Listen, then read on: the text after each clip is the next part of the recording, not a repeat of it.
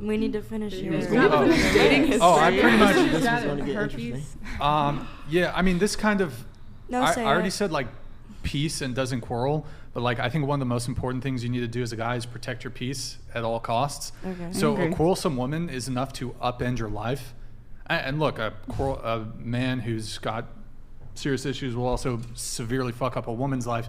But you add mental illness into the picture, Oh, great. could ruin your life. So one of my preferences, I don't know if I want to go here. No, you should say No it. mentally Yeah, say it. ill You gotta women. say yes. Well, I'd say no major mental disorders like yeah, bipolar, yeah. BPD, any cluster B Well, that personality fucking disorders, sucks. APD, BPD, HPD, NPD, no self-harm, suicidal How do ideation. you know I got so a many? What question. if? Wait, I have a question. What if somebody was like severely like depressed, like had handle. like what's it called, like major depression, and went through that phase of having like suicidal thoughts, but then worked through it and is doing better. Like had that history, but has like taken action and responsibility. Would that be an exception, or would you still like no? Yeah, that would be my question. What if you knew they had like a solid support system, like they see a therapist, they see a psychiatrist consistently? Red flag. Why is it a red flag? So you're calling me a red flag? But what Well, if I'm, it's what if they I'm took probably a red responsibility? flag to you. Here I am. Maybe. Because I'm bipolar. Okay. You know? So. Well, there's degrees to that. Exactly. Bipolar can manifest itself in different ways. Look, it's possible that I could meet a woman who has one of these things and she's got it under control. Just I get what you're saying. You Like, just what wanna if keep it's your Could be like, peace. okay. genetic. Peace, that's Like fine. she It- can't it control is, but cool. see- What if but you're see- genetic and you're short? Yeah, but see, that's what he's talking about. I mean, dating is not fair. Like at the end of the day, dating is not fair. Attraction is not fair. It's just the way it is. We have certain proclivities and 100%. tendencies to want to date people who are, don't possess certain qualities.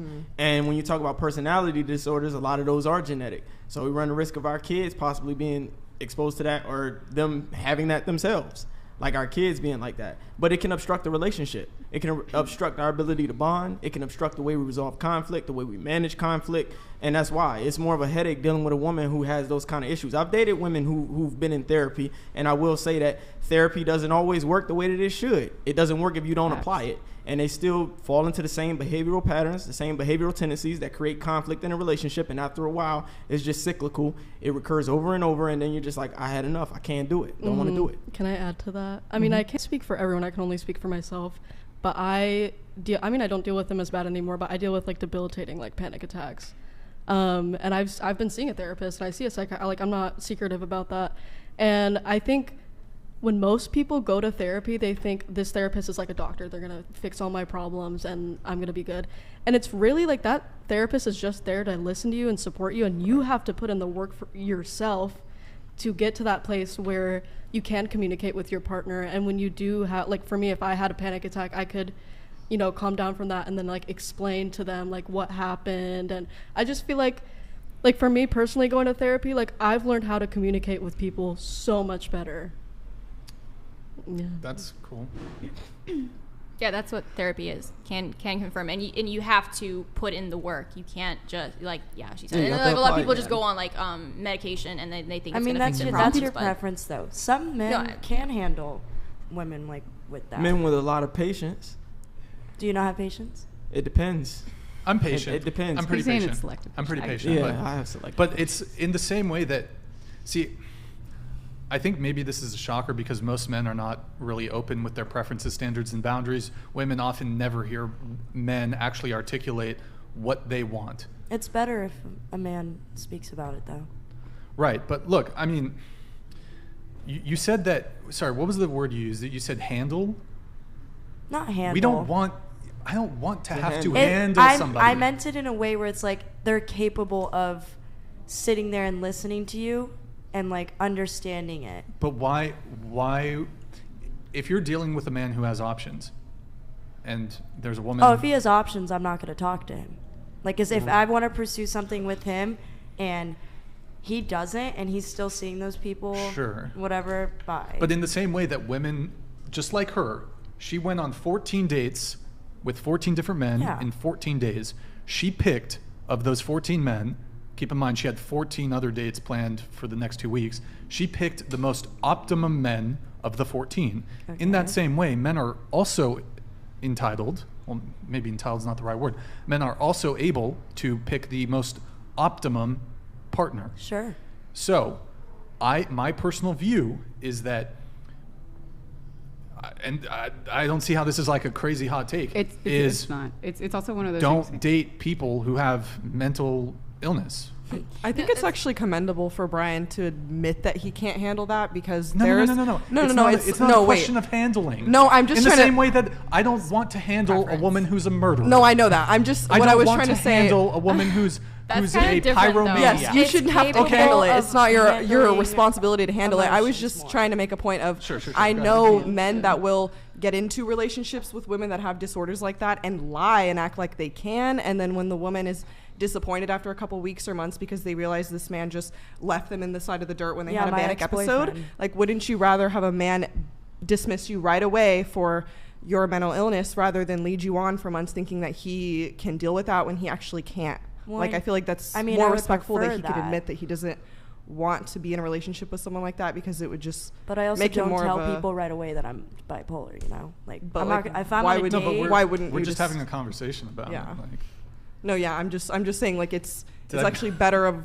being a better person to state your preference straight out like that than lying to someone saying that, yeah, I'm fine with that, and then after a couple weeks they realize what that actually entails and then they're like, oh fuck no, and then they've just hurt your feelings Sure. and treated you like Well, shit. I could see that because if someone was like, "Oh, I don't want to see you anymore because you're mental illness," I'd probably be like, that's a little fucked up. "Okay, I don't want to have a relationship with you." I mean, we're probably just incompatible. Like at the end of the day, then yeah. Sure, you do you. Word. look, again, could I meet a woman who does have one of these disorders and she's got it really fucking under control and she's got a strong constitution and a strong mind? Yeah. Yes. However, it is kind of my general practice, unless proven otherwise in some way, to avoid people who have like cluster B personality disorders. It's just like I dated a girl who had BPD, wasn't good, was not good, and luckily it wasn't that severe, but even for like that caused so much issues in the relationship. And so I think one of the most important things you can protect from a man, I mean, look, women can do this shit too. I think women, and women are very selective already, don't get involved with men who have the capacity and capability to absolutely fucking destroy your life. And it happens to be the case that people who are mentally unstable, if you break up with somebody, the normal thing is, oh, hey, sorry it didn't work out. I wish you the best. Take care. You break up with the wrong fucking person and they will stalk you. They will ruin your fucking life. They will stress you the fuck out. They will age you. So both men and women, but I'm speaking from the male perspective, you should not get involved with women who have the capacity to absolutely fucking destroy and ruin your life. Same with women. You should not get involved with men who have the capacity to absolutely fuck up your life. So you gotta be very selective here. Depends. So they have to be so pretty you admit that- mentally ill for you not to want to be with them. Because I feel like that's like What do you mean? This I'm- is like common sense to me here. No, and I'm agreeing with you, but I'm just saying like I thought you meant like if you have any mental because you said psychiatry therapy, that's a red flag. So it sounded like you were like any mental illness period, but it sounds like I said if like you even add anxiety. mental, what's that? Like even anxiety. You wouldn't. Well, I be mean, look, with I someone. have anxiety. I used to have panic attacks, and what I did was occasionally I still have some anxiety. I saw like a person who specialized in it. I had like a month of sessions, and luckily, I was able to Have you ever been overcome. depressed? Huh? Have you ever had like a stage in your life where you felt somewhat depressed? Have I ever been depressed? It doesn't have to be like extreme. It's just like you had a point in your life where you felt really people down. say there's clinical depression, right? So I'm not I don't think I've had that, but like are there periods in my life where I have not been happy or been upset about things or depressed? I suppose you could say yes, but I didn't.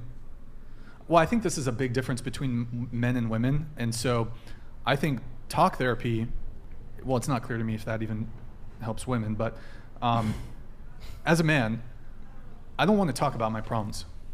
I want solutions to my problems. Talking about my problems does nothing. So That's facts. I am kind of, talk therapy to me is kind of, Bullshit. What about cognitive behavior therapy?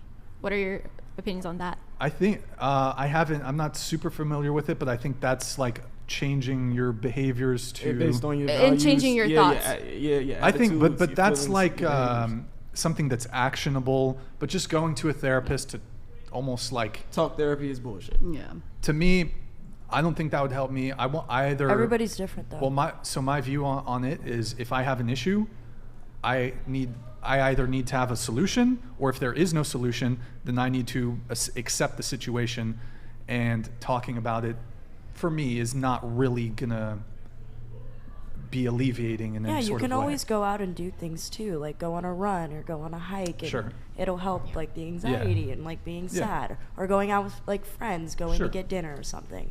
But for other people, like If it works for other people, that's fine. It's not Sometimes clear to it's me if it better does, because but- they're not in an environment where they're around people who they are able to speak to if they are down. And so sometimes it's like your therapist truly doesn't know maybe who you are, but it's sometimes nice to just let it all out and someone's just listening. Sure. And you get that advice at the same time. Sure, and I think there perhaps might be some benefit if you are like grieving. Yeah, There like are death. therapists that can.